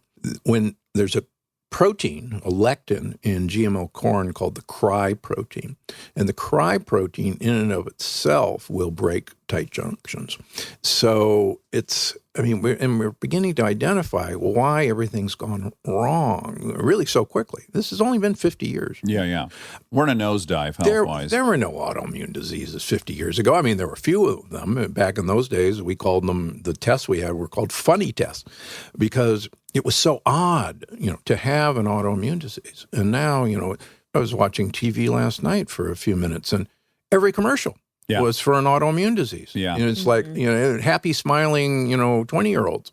What's disheartening and misleading is I would compare it to gun fatalities. So if you just look at the statistic that gun fatalities have gone down, you would be inclined to think that shootings have gone down. But in fact, shootings haven't really gone down. Our ability to treat gunshot wounds has increased dramatically. Right. So Correct. It's kind of a misleading statistic. And likewise, while one side of the equation is just getting worse and worse and worse, our ability to treat the symptoms has gotten better. So it feels like it's almost in homeostasis, but it's not. It's like we're making these leaps forward on the treatment side, but the prevention side, nothing's happening, and it's getting worse and worse and worse. Correct. Yeah, I mean, as I tell all my patients who are on an immunosuppressant, which, when I first started this, people would go, what do you know about autoimmune disease? And I go, I know absolutely nothing about it, but I know a whole lot about the immune system because I was a transplant immunologist. I could put a pig in a baboon, a pig heart in a baboon, and have it live for a month when the previous record was 5 hours. So I'm really good at making sure organs don't get rejected. Yeah, by understanding how the immune system works. So when people with autoimmune disease came in, and I said, hey, let's play. Let's see what your immune system is so interested in about you. Mm-hmm. And that's how I started on this. To your point, the other problem that's happened, because we know now that the gut microbiome teaches your immune system what it should be interested in and what it shouldn't be interested in. And it basically says, hey, we got your back. We're going to handle most everything that comes in here. We've been doing this for, millions and millions of years. And you just kind of stand by and look for odd things that get by, but, just relax. What's happened now is we don't have that microbiome to teach our immune system that we got your back. And now everybody's got a leaky gut. So our immune system, all the cops, are, oh my gosh, that looks like a foreign protein. Let's shoot it and we'll ask questions later because we got to protect everybody. Mm-hmm. I used to have allergies so bad that I got allergy shots all through college and in my young adult life. I don't have any allergies anymore. And that's because I've sealed my gut, taught my immune system to chill out, and they're not interested in things. Yeah, but I think specifically, I'd be curious if I were Monica, is so I have psoriatic arthritis. My wife's got this rash that she's been contending with for 3 months. So we're obviously super interested at this point. And we're all eating in the same kitchen. And Monica's like, should I be doing this? I feel fine. Right. Do I need to take this on? Maybe it'll make me feel better, but I don't feel bad. Yeah, are some people just blessed, Well, I think some people have a better, microbiome. For instance, maybe they've been on less antibiotics throughout their life. Exactly. I mean, for instance, one of the tip-offs early on was I noticed a lot of my patients with autoimmune disease had their tonsils out as a kid. Mm-hmm. And tonsils are actually the first line of defense against lectins. They kind of guard your harbor.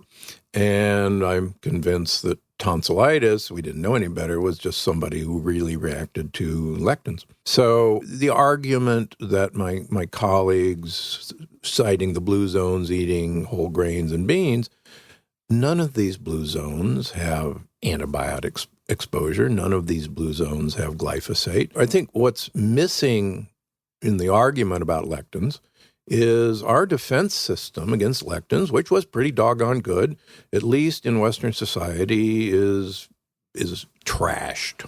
Well, I do think that people's overall concern with the point you're making is it would appear that what is clearly evident is that our huge influx of corn subsidized food products, our refined wheat, all the processed food, that if you look epidemiological, if you track that history, you're going to see a really perfect correlation. And they are nervous you're warning people about plants, which they feel like is clearly the right direction as opposed to... I love plants. I'm a plant predator. You just got to know who has your back and who wants to do you in. My mother was trained by my grandmother, who was French, and she was taught always peel and de-seed a tomato before you eat them because they're lethal. Mm-hmm. And, I've interviewed chefs in France. So you'll eat tomatoes as long as they've been peeled, stewed, I guess? Yeah, or pressure cooked, peeled and seeded. Okay. De-seeded. Instead of limiting everything you're eating, why aren't we putting all of our energy into growing the right bacteria and in introducing it, as opposed to trying to treat it on the other side when everything's already flawed? Why isn't that the emphasis? Crapsules. So part of the problem is that almost all probiotics get destroyed by gastric acid. Mm-hmm. And to the credit of the researchers who just did the new autism trial of crapsules, so there was a very, very well-designed trial taking autistic children who we know have a very altered microbiome and sterilizing their gut, giving them, gut-specific antibiotics, and then putting them on acid reducers like Nexium or Prilosec to stop acid production in the stomach, and then giving them crapsules, which are fecal pills, in an enteric-coated capsule that could make it through whatever stomach acid was left. I mean, a beautifully designed study. They did it right. Mm-hmm. And they did it, I think, for 3 months. They've now out 2 years. The kids in the treatment group have had a 50% reduction in their autism behavior. Mm. And it's stayed now for 2 years. Oh, really? Yeah. And I think, that's... If there's any study that proves the gut-brain connection in autism, this is the definitive study. The problem is, for instance, there's this really cool bug called Akkermansia mucinophilia, which is essential. I know. Say it one more time. It's fun. Akkermansia mucinophilia. Akkermansia. Which is essential for making the mucus that lines our gut. It actually stimulates our cells to make mucus, and it eats mucus. That's why it's called mucinophilia. It loves mucus. And The philia part, right? And the more it eats, the more mucus we produce. And so it has to be there. The problem is nobody's come up with a way to get it into us. They're trying. I know they will, but there's been just log jams with this. The other thing we have to realize is that almost all the probiotics that are available to us are not native species. They are foreign to us, and they go on vacation in our gut for about 2 weeks, and then they leave. Say, hey, I had a nice time. Airbnb butt, I guess. We'll have to coin that. And so they leave. We should have at least 10,000 different species. And it's this tropical ecosystem, and everybody's dependent on everybody else. And most of us, after a round of antibiotics, may only have 1 or 2 species left in us. And the folks in Stanford have said that it may take 2 years to reestablish a gut flora after a round of antibiotics, which is really scary. It is. Really scary. So, yeah, I'll hear you say this, and then I'll watch Forks Over Knives. And then there's a dude I follow on Instagram who's a doctor who promotes a carnivore-only diet. He's got claims, So it's nearly impossible. Everyone has equal credentials. Everyone has different conclusions. So I am very cynical of that. But I am in the unique position as I was when I got sober, which is I don't believe in God, but I'm willing to try anything to not die from alcohol and drugs. That's a less bad option for me than death. Likewise, I've tried a bunch of shit that I would never try intellectually. I did a Ayurvedic cleanse, totally helped me after every single Western option. So because I dislike joint pain so much and skin rashes, I'm open to everything. I am happy to try everything because it's going to cost me nothing, basically. So I am at one time cynical of all claims, and then the other time I'm totally willing to try all things. Yeah. And then we'll get that. Dr. Eric Topol's going to give us a body scan with an iPhone, too. He's promised to do that. Yeah, actually, Eric and I were both at the University of Michigan together in our residencies. Oh, really? Yeah. U of M. Back in the old dark ages. Great school, Monica, really good school. Probably better than schools. Okay, well, Dr. Stephen Gundry, your first book is Dr. Gundry's Diet Evolution, Turn Off the Genes That Are Killing You and Your Waistline, and the other one is Paradox. So the most famous one is The Plant Paradox. The Plant Paradox. And then the Plant Paradox Cookbook was also a New York Times bestseller. Then the Plant Paradox Quick and Easy, also a New York Times bestseller. And the most recent one is The Longevity Paradox, How to Die Young at a Ripe Old Age, also a New York Times bestseller. I want to die young at a very long. That's what we want. We all want to get old, but we don't like what it looks like. No, we want to be young. I want to be a long time. I want to be arrested, basically, at this everything. Yeah, and then just keep this going. Well, actually, I was saying I can't wait for tomorrow because I get younger every day. And actually, if you look at pictures of me from 11 years ago, I'm younger than I was 11 years ago. Now, is there risk in your business that things are moving so quickly? I know that in the short time my stepfather had prostate cancer and he did die of it, the leaps that were made in those 2 years in treating that disease were staggering, as are the information that's coming in about microbiome and whatnot. Do you feel the challenge or the danger of printing up these books knowing that something new is going to be revealed? Like, so your first book didn't have lectins in it, Correct. right? Right. And now actually, I did mention them, but they were way down the list of things to work on. Right. It wasn't the priority. Right. And that, believe it or not, that's why my first book was called Diet Evolution, because my thoughts have evolved. In fact, my thoughts evolved in 2 years for the longevity paradox. Yeah. What frustrates me and David Perlmutter, Grain Brain, is that we've only known about the microbiome for the last 5 years. Mm-hmm. And yet you will have individuals who have preached the exact same diet for 20 years, 25 years, regardless of what we now know. It's when the blanket statements come out that this will help everybody. I think just like the prostate cancer, people are getting their genome mapped first, and they're finding out that there's 11 different options for different genomes. So it's like the notion that one thing is going to be great for all humans is a little... So the good news is that, I want people to eat like it's 9,999 years ago. And we were actually doing pretty doggone good. We had big brains. We were taller than we are now. And why not go back, 10,000 years and just start with that? We did good. Okay. Well, in my osteology class, those early hominid bones were not taller than ours, but... No, Homo sapien was a big dude, about 6 feet tall, and our brain size was 15% bigger than it is today. Well, ours is 1,500 cc, and the Neanderthal was 1,650. 1,650. Yeah, they were the biggest brains. Yeah. And they actually, I did hear you say we lost a foot in height, and I just want to be on record that I don't agree with that. We lost a foot in height after the Industrial Revolution. We went down to about 5 feet. That's why there's all these little bitty beds over in England and all the little bitty coats of armor. We were small. Now we've gotten big.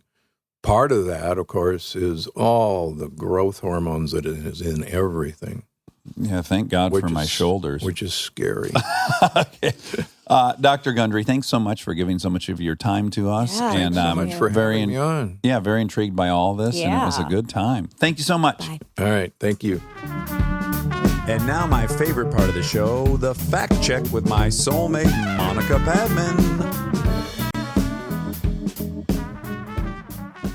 Welcome to Chapter 2 of the Moonlight Fact Series. What's that? Another Moonlight fact check. It's the second one. Oh, I thought you were doing like... Hookers on the Point? Yeah. It was dipping into that voice a little bit. Or what's that song that has like Barry talking at the beginning? Yeah. No, it's like... No, it has like... Are you talking about Teddy Pendergrass? No. And actually, maybe it's not at the beginning. It might be in the middle of the song. What is it? Shaft? No. What are some of the it's words? A female singer. Oh, it's female. so popular. I mean, was so popular. What? She's always late to concerts. What is her name and what is the song? It's very popular, but not really doing anything currently. Mm-hmm. Whitney Houston? No. Okay. I believe this person is with us still. Still with us. Yeah. Okay. I'll think of it. Okay. I mean, I have to. We'll circle back. Do you know the trick where you say, tell the audience what you think I said to you? Okay, you ready? Okay. I love Laura. Well, it's supposed to look like I love you, Oh, it didn't. but it's olive oil. Oh. Say mouth olive oil to me, and I'll tell you what it looks like. Okay. You do? Thank you. I love you too. It totally looks like I love you. I think it's olive juice. Fuck, wob. Rob, yes, that makes more sense. Because No, well, first of all, olive juice isn't a thing. yes, it is. No, I it's didn't not. know that. I've heard this too, though. I think he's So I'm backing right. you up. But it's is not the even thing. impressive. Like, that's like just saying, if you say the words, I dove Jew, if you mouth that, well, it's like, oh, great. It doesn't even make sense. Well, that's the point. Olive juice is a thing, I think. No. Well, the Yeah. oil is the juice of the olive. Look at The part of oil was the part that I thought you said Laura. No, the Watch. oil part's... Okay, you said I love you for real. Oh, good one. You passed that test. That was a know. good pass. Because oil doesn't look like- right. yeah. Say olive juice. This is horrible Oh, my for God. podcasting. Yeah. Yeah. That's Really? it. Yeah. Okay. Rob's right. Fuck, sorry. Yeah. Don't be sorry about being right. Celebrate. Jeez. Do the chicken dance on Main Street. Okay, so this is probably one of the harder fact checks you've ever done because I didn't even understand most of the chemical words he was saying. Yes. I couldn't really debate him because I don't even know what those chemicals are. There was a lot of jargon. Mm-hmm. Chemistry talk. I hope people stuck with it because Yeah. it was interesting. I was super interested in it. Yeah. Hard to fact check because I don't know a lot of these things. You're I right. bet you wouldn't even be able to spell them. Even if you were listening to what he was saying, you couldn't even type it into a keyboard. No. You'd have to maybe put your phone up to it, voice dictation. Yes. And then you're liable to get the wrong word. You wouldn't even know if that was spelling the word you just heard. That's right. There's virtually no way to check. So just take it easy, guys. Okay. If I miss some facts, that's why. Okay, great. All right. So he said that we're hairless because of the proximity to water, that we were aquatic animals. Yeah. And then you said because of the uprightness and the contact patch with the sun. Uh-huh. Okay, so according to Scientific American, scientists have suggested 3 main explanations for why humans lack fur. The aquatic ape hypothesis suggests that 6 million to 8 million years ago, ape-like ancestors of modern humans had a semi-aquatic lifestyle based on foraging for food in shallow waters. Fur is not an effective insulator in water, and so the theory asserts that we evolved to lose our fur, replacing it as other aquatic mammals have, with relatively high levels of body fat. Imaginative as this explanation is, and helpful in providing us with an excuse for being overweight, paleontological evidence for an aquatic phase of human existence has proven elusive. Good. I didn't buy it. The second theory is that we lost our fur in order to control our body temperature when we adapted to life on the hot savanna.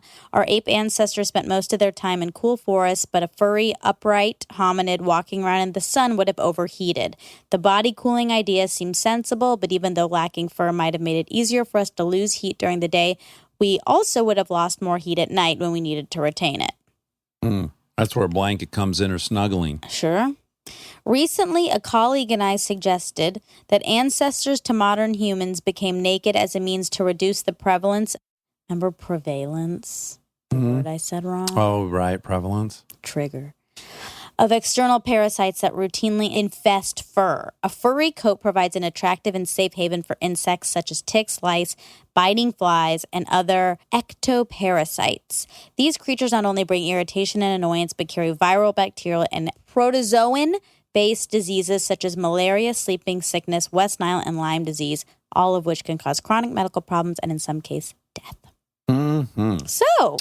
Yeah. Well, so right, mine wasn't either, but I do recall that I knew it was about walking temperature. Yeah. Although I was vitamin D, whatever. I totally buy this. I buy the second one personally. Okay. Because you don't see a ton of hairy Africans, but you go to Russia, girl, you're going to see some body hair.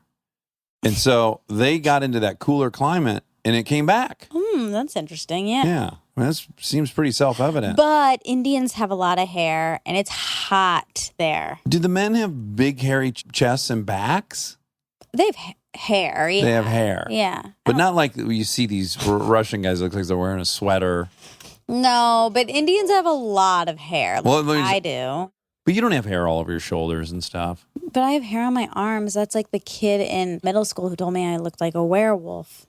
Well, that boy was a jerk. Was it a boy or a girl? It was a boy. You said kid, okay. Well, obviously a boy.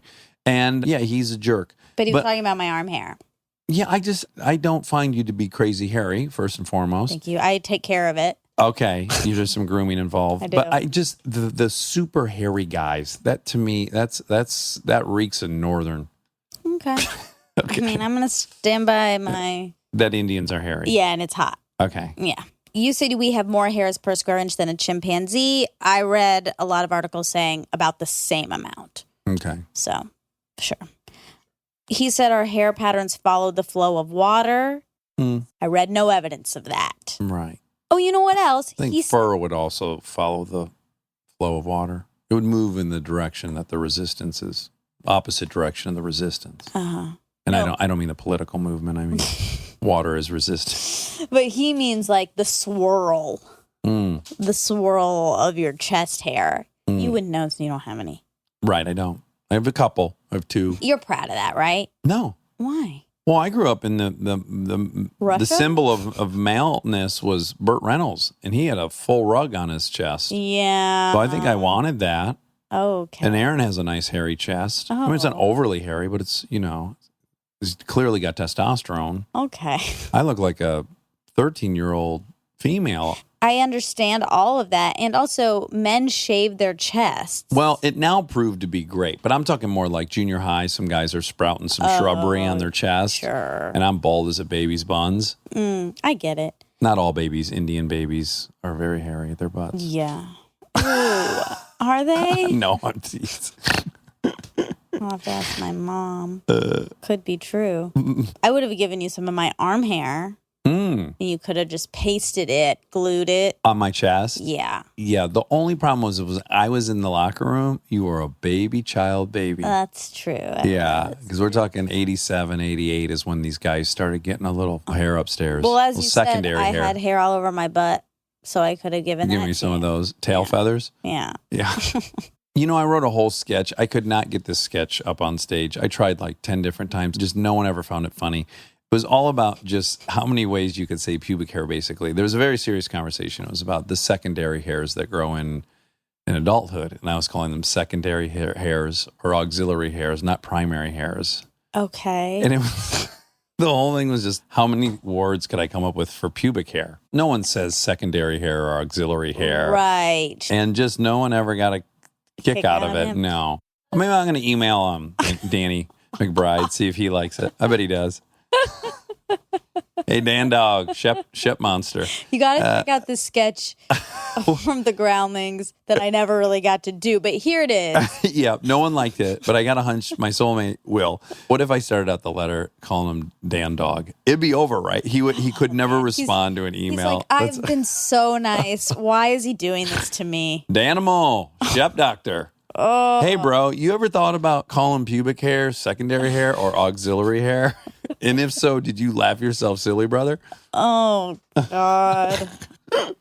Okay, he says Neanderthal. Yeah, he says it wrong. Yeah, he says it. Neanderthal. Incorrectly. He says it like most people say it. Yeah. Oh, yeah, definitely here. Yeah. Not in Deutschland, though. Is that where it It was originated? primarily, yeah, I think they're the ones that first coined the phrase Neanderthal. Because they don't have a TH sound there. TH there is tall. T. Yeah, T. You know, that's the opposite. In India, a lot of, I think I've already talked about this. A lot of the names that are T are pronounced TH. Oh, sure. Yeah. Like Thammy and Thom and Thim Yes. Yep. Exactly. and like Tiffany. that. Yeah. Ooh, Tiffany might be the worst. Tiffany.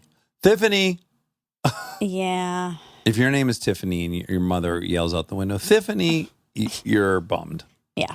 Okay. So you said there are high rates of addiction in anesthesiologists. You say anesthesiologist. I say anesthesiologist. Yeah, you say anesthesiologist. Yeah. I say anesthesiologist. Oh, my goodness. You love your THs. That's how it's spelled. Sure. So, just like Neanderthal. I'm right about that. I bet in Germany they say anesthesiologist. We got to get that thing. Google Home or whatever it is. Yeah. So we can just, ask it questions. we can blurt out and we can get real-time fact checks. Because it takes us too long to type the shit in. Yeah. So, yeah, it's true. They do have a high rate.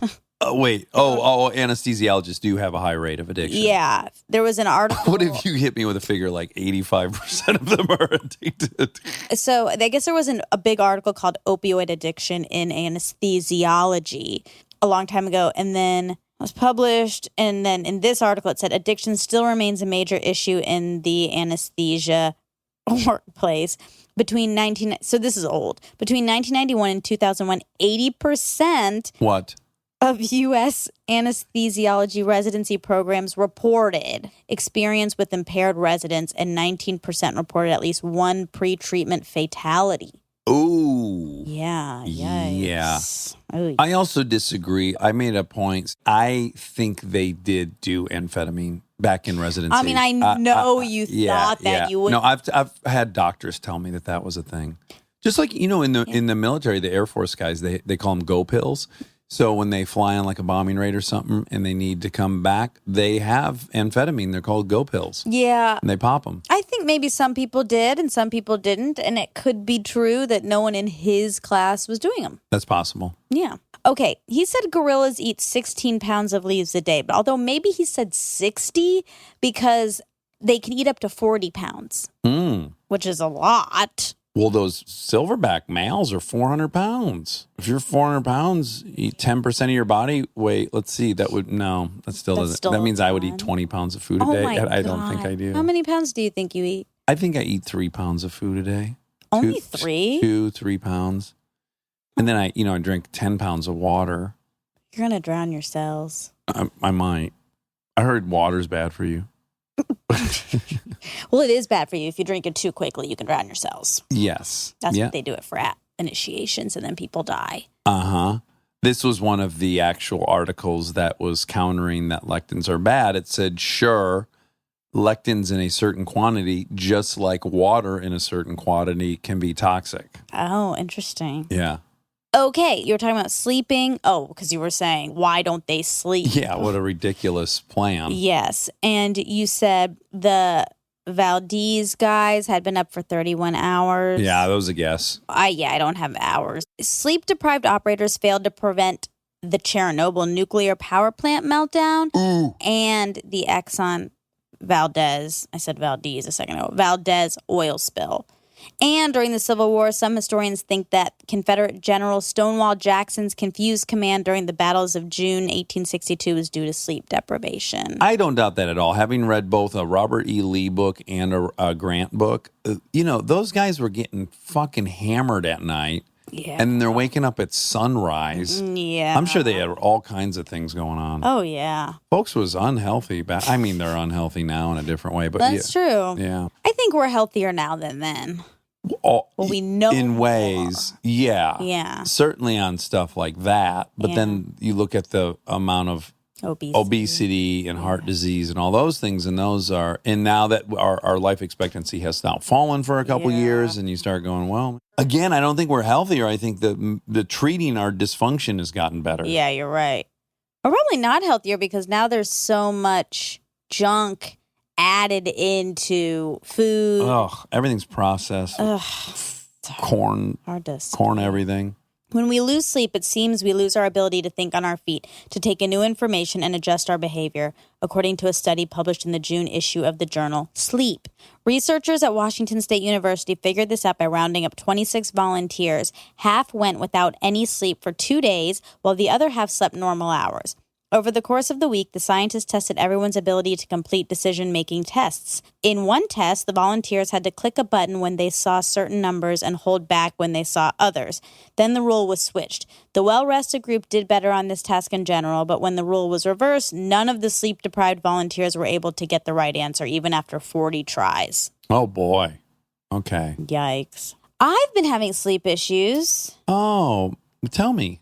Like a month ago, I woke up in the middle of the night and then I was awake for hours. Mm-hmm. That was weird for me. Yeah. I think I talked about this on here because you said welcome to your club. Mm-hmm. Then it happened again on Saturday night.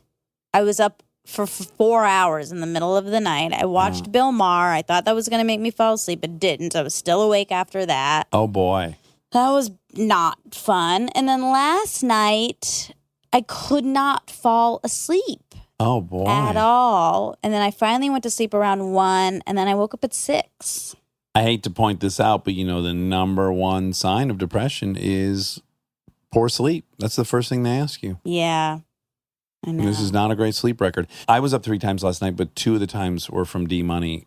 She woke me up at 12:30 and then at 2. And then I woke myself up at 3. Similarly, could not fall back asleep. Decided to have more melatonin at 3 a.m., even though I had to wake up at 6. Woke up at 6, very groggy for the first 5 hours I was awake. Oh, no. Yeah. That's the hard thing about taking those things. I know. Well, I learned a lot. I didn't know what else to do. I was like, I can't. I got to wake up in a few hours, and I still haven't slept yet. Yeah. 3 of the blue zones use a liter of olive oil per week, he said. I did see that a lot of the blue zones use a lot of olive oil. Well, there's sites about how to eat like they do in the blue zones, and olive oil is on that list. The other biggest corollary was that they had the lowest amount of meat consumption, which I hated to read. Well, yeah. So he said, unless maybe I misunderstood this. I think he said the Katavan blue zone. Uh-huh. Again, I wouldn't even know what that starts with, a Q, a C, a K. Exactly. So I didn't know, and I looked it up, and I don't know. But the blue zones are the Italian island of Sardinia, Okinawa, Japan, Loma Linda, California, Costa Rica's isolated Nicoya Peninsula, and Ikaria, an isolated Greek island. Those are the blue zones. Mm. So I'm not sure which one he was talking about. And he was talking about that they smoke a lot there. Papua New Guinea. Oh, Yeah, only there. that's not a blue zone. Interesting. He said they smoke a lot. But when I was looking up blue zone stuff, which I do find very interesting, it was saying that the notable elements are that they put family ahead of other concerns, semi-vegetarianism, majority of food consumed is derived from plants, consistent moderate physical activity, social engagement, legumes commonly consumed, and less smoking. Right. So, But the Papua New Guinea thing, although maybe not a blue zone, I have no idea. But I do know that they do smoke and they have no lung cancer. yeah. Well, yeah. Yeah. I mean, certainly they must have some lung cancer. But when they did the ethnography and gave them chest x-rays, Right. no issues. Right. He said Homo sapiens were 6 feet tall, which I guess I don't know if he meant the first Homo sapiens, but I don't know what he meant either. I don't know. But the Cro-Magnon people, they were 5 feet 4 inches, males. Right. Those were early hominids. It went Australopithecines, and then it went maybe Cro-Magnons. And then you get into Homo sapien. There's a first version of us. And then Neanderthals are Homo sapiens. They are Homo sapien Neanderthal. And then you have Homo sapien sapien, which is the final iteration, which is us. Yeah. So I don't know what the Homo erectus or... How tall they were. Yeah. But I did hear him say one time in an interview, which he didn't restate here, but that he said hunting and gathering folks, once we went to an agrarian lifestyle, cultivated food, that we lost a foot of height, which is he not... said it here. Yeah. Did I said that's not true then? Yeah, I think you said you didn't think it was true. Yeah, I don't think it's true. So also, though, one thing to note was, remember his hands were... Beautiful. It looked like a 20-year-old's hand. There's no denying, whatever you want to say. Yeah. Dr. Gundry looked like a beacon of health. Yeah. His skin was radiant like a teen's. Yeah. And his hands had no wrinkles. No, his hands were suspiciously youthful. They looked like he had a hand transplant surgery. I know. They looked much younger than mine, wouldn't you agree? They looked younger than mine. I think. They were incredible. So here's the other part. I have no idea. I have no idea if what he's saying about lectins is right or wrong. How the hell would I know? Yeah. I do know that I have been not eating them. Yeah.